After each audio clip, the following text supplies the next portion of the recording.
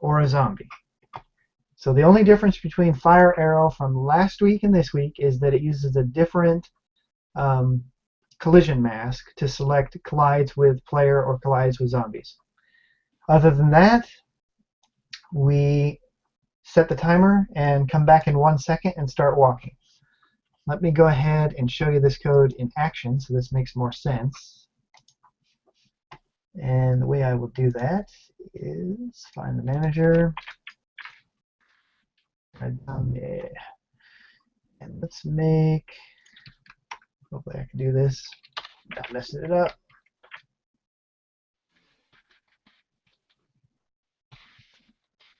I will simply comment out the code that creates anything but red skeletons.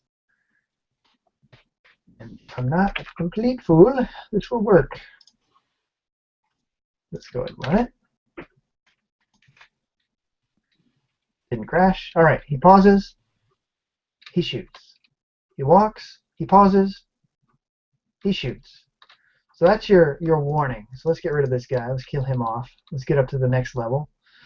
Pick up our gems. Yeah. Okay. Even with one skeleton, it starts to get quite risky. So now we're at level 2. Another guy should come out here any moment. Let's get to level 3. There. Now we got 2.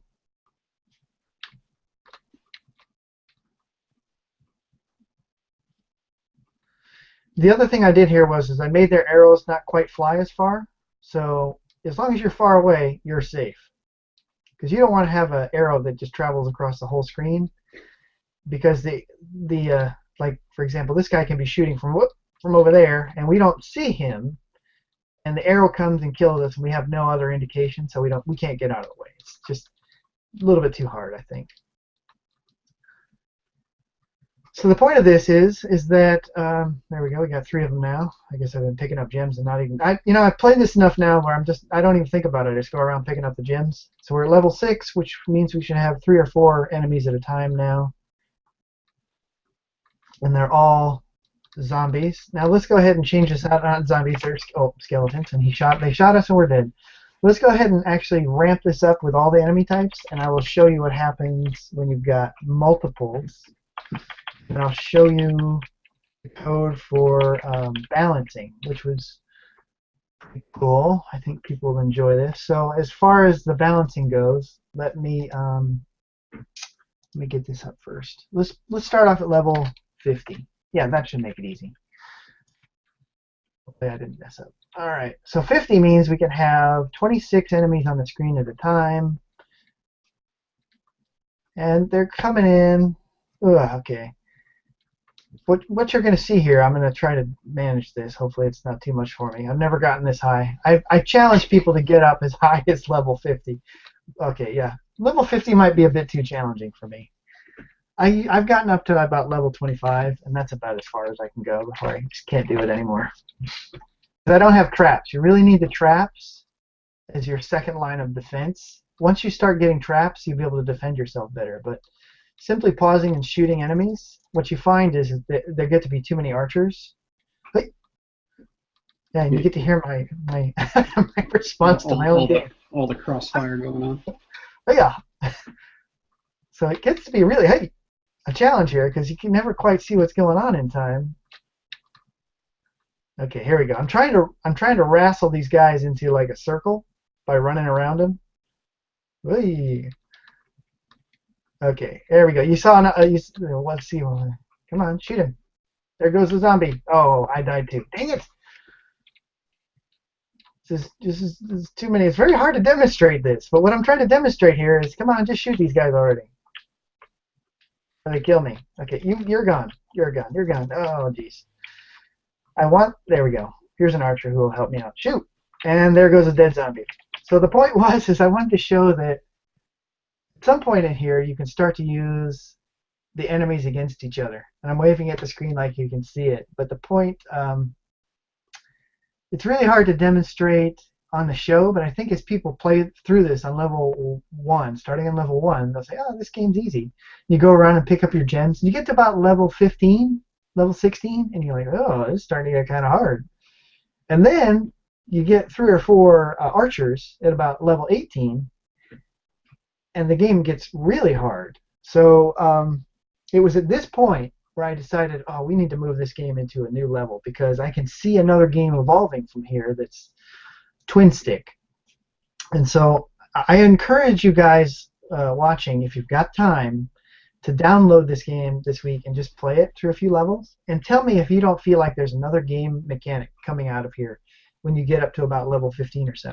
And when you say twin stick, I mean, are you saying that it just lend itself to being faster in terms of interaction, or is it just because... No, what I'm talking about is when I say twin stick is a specific genre of shooter.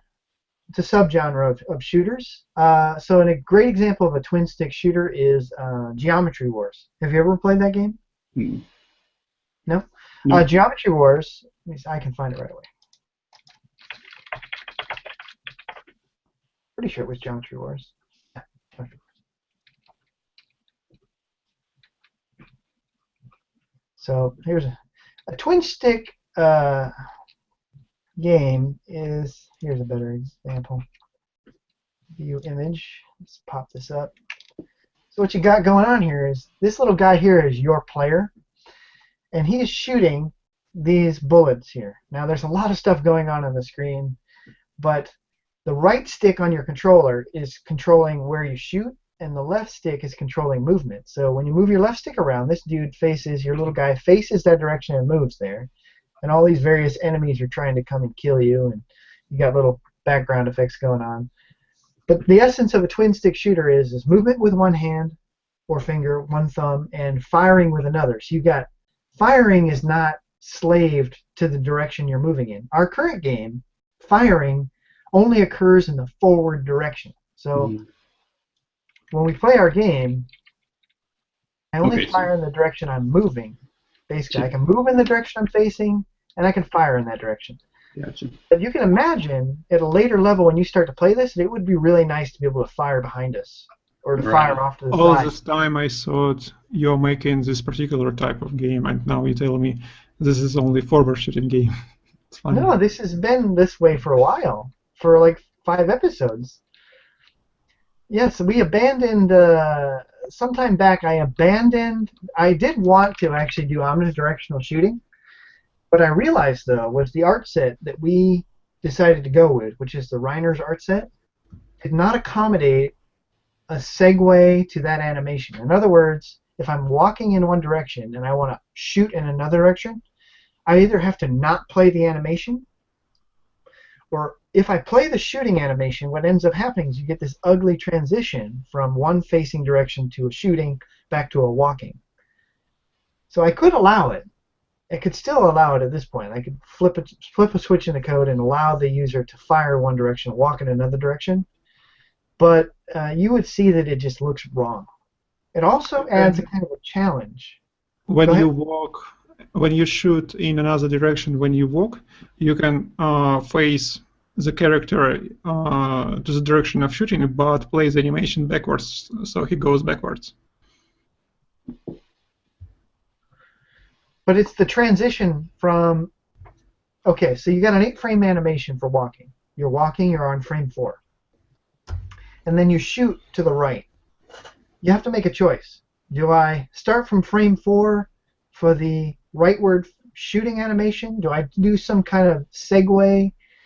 How do I mean, you could do it. No, you just swap. Do it, but it would be complicated. So, again, you're asking me to do something complicated, which can be done, but then I would never be able to describe how the code works to the users who are listening.